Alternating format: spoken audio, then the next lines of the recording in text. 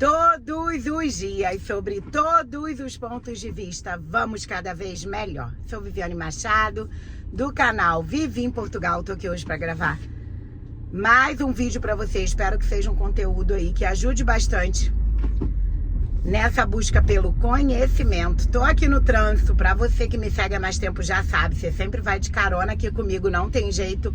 Mãe de 3 filhos solo, vida agitada aqui em Portugal, porém com uma qualidade de vida que eu amo. Não estou reclamando, todo mundo com saúde, o resto a gente corre atrás. E hoje eu fiz um vídeo aqui, estou fazendo um vídeo aqui, que eu acho que é de muita utilidade para vocês, que é respondendo dúvidas aí sobre o Serviço Nacional de Saúde aqui de Portugal, sobre o SNS. Como sempre, trago para vocês aqui no vídeo a minha experiência, tudo que eu passei e busquei informação para poder estar morando aqui com os meus filhos. Vai fazer 5 anos. Então, cheguei aqui em Portugal em 2021, vim como turista, na época isso era possível. Dei entrada no manifesto de interesse, mas antes da manifestação de interesse, consegui me legalizar pela minha filha, que ainda hoje isso é possível, pelo artigo 92, né?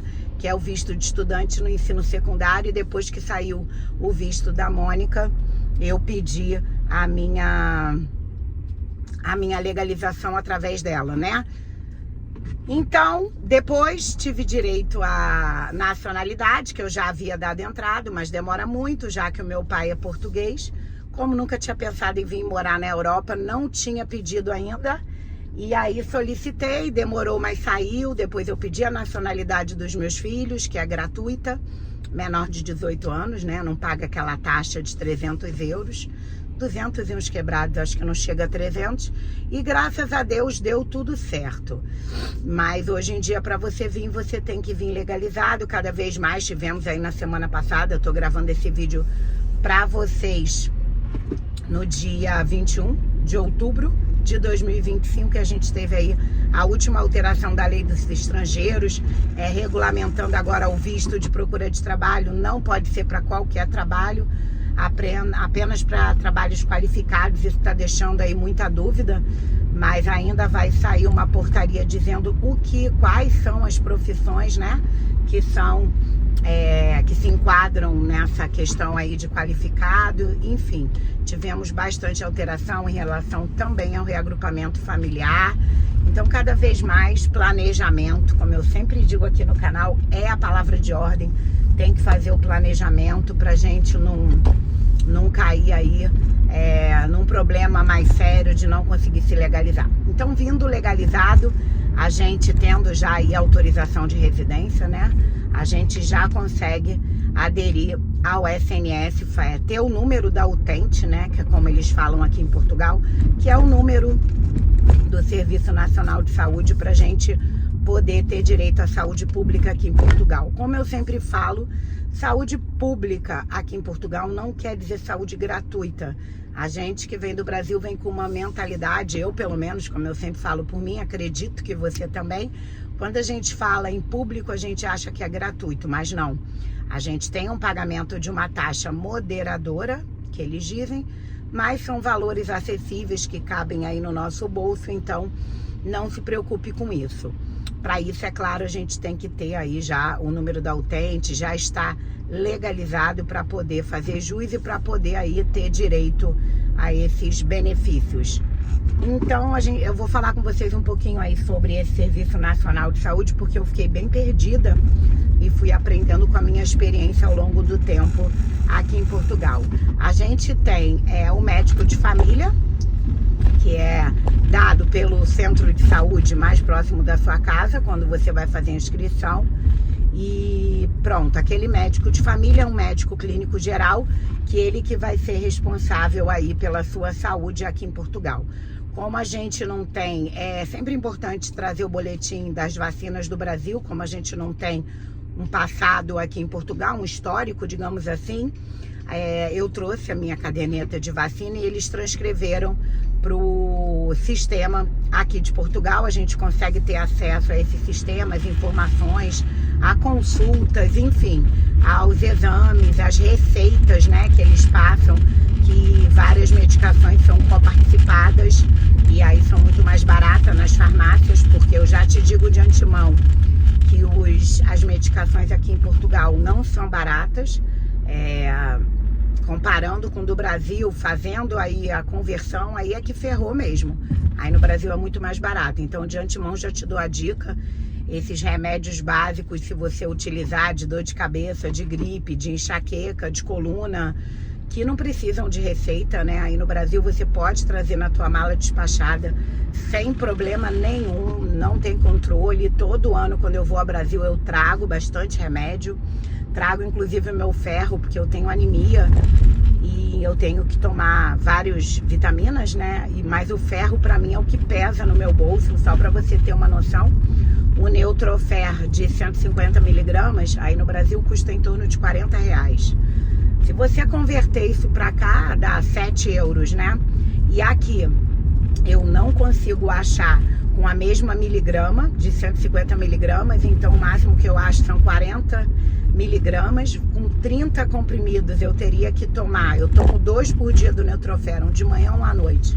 Então do de 40 você vê, eu teria que tomar 3 de manhã e 3 à noite. 6 comprimidos por dia, se vem 30 na caixinha, daria o quê? Para uma semana, enquanto o outro dá para 2 semanas, né? Com 30. Lá no Brasil, a gente estava falando aí em termos de preço, 7 euros.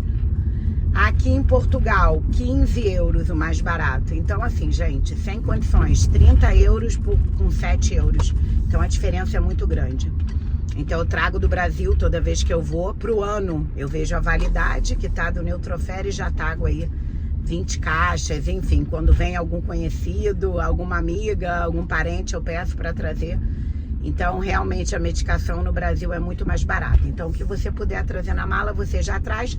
Lembrando sempre que os remédios que são controlados, você tem que trazer a receita, tudo direitinho, tá certo?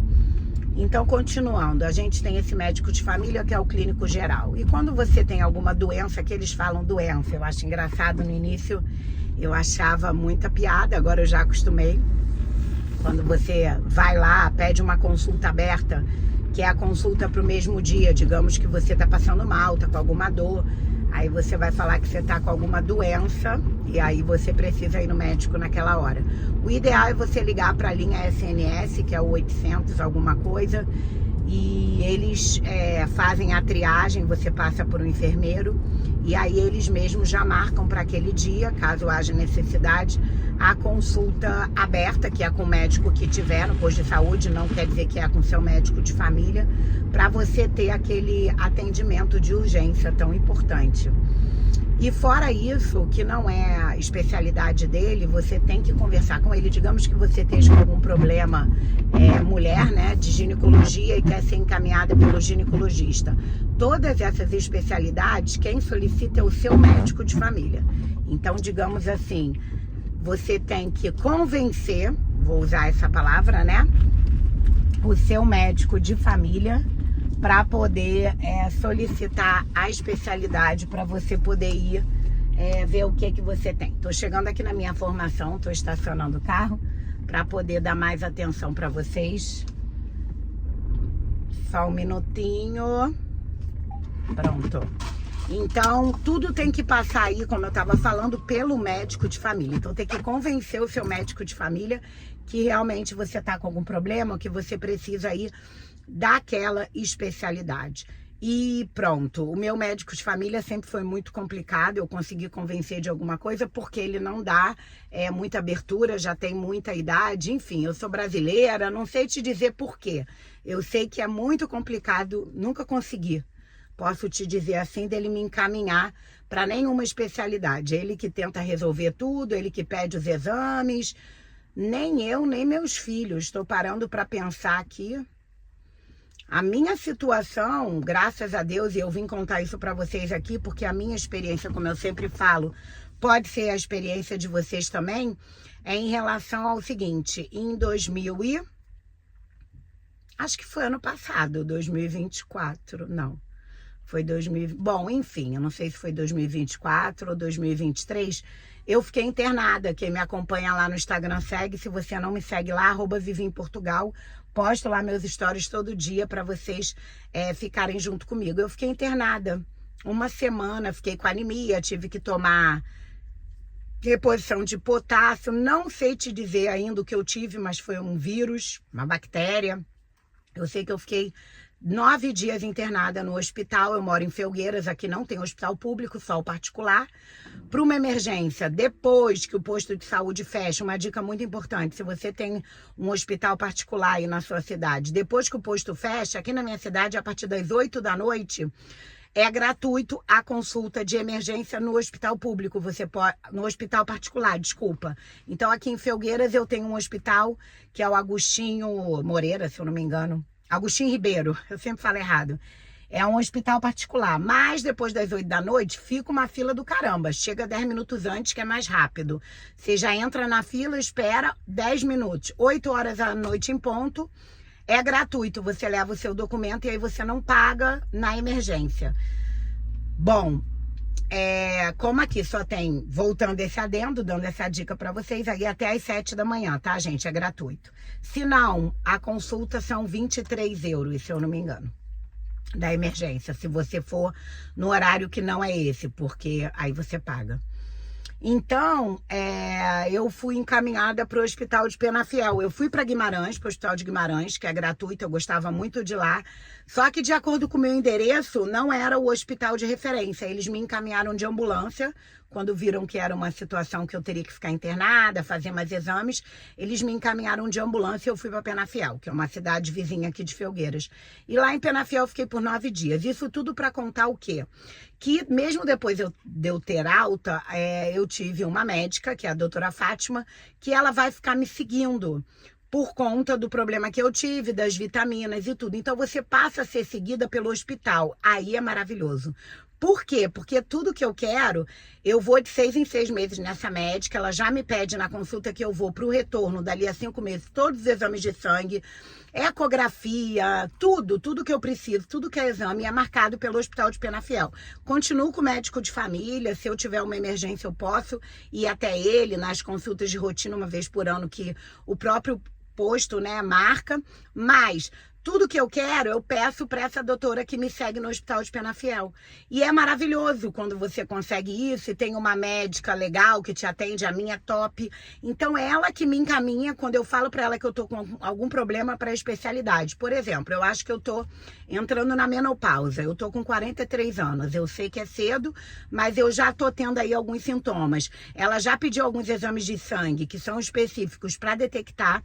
Eu fiz mês passado uma ecografia, vou nela agora no mês de novembro. E ela já me acompanha. Ó, para quem me acompanha aqui sabe que eu vou fazer cirurgia plástica, reparadora. Quem me encaminhou para cirurgia plástica foi ela, no próprio Hospital de Penafiel. Então foi muito mais rápido do que se o meu médico de família tivesse me encaminhado. Fora que eu teria que convencer ele, o que eu já contei aqui no início do vídeo, que é complicado. Então, assim, essa médica que me segue no hospital te encaminhando é muito mais rápido para tudo. Demorou 6 meses, já fui na primeira consulta da cirurgia plástica, já estou fazendo todo o processo, logo vai ter cirurgia por aqui, eu vou mostrar para vocês tudo. Então, assim, maravilhoso. Então, fica essa dica aí para vocês. Eu espero realmente que eu tenha ajudado, que tenha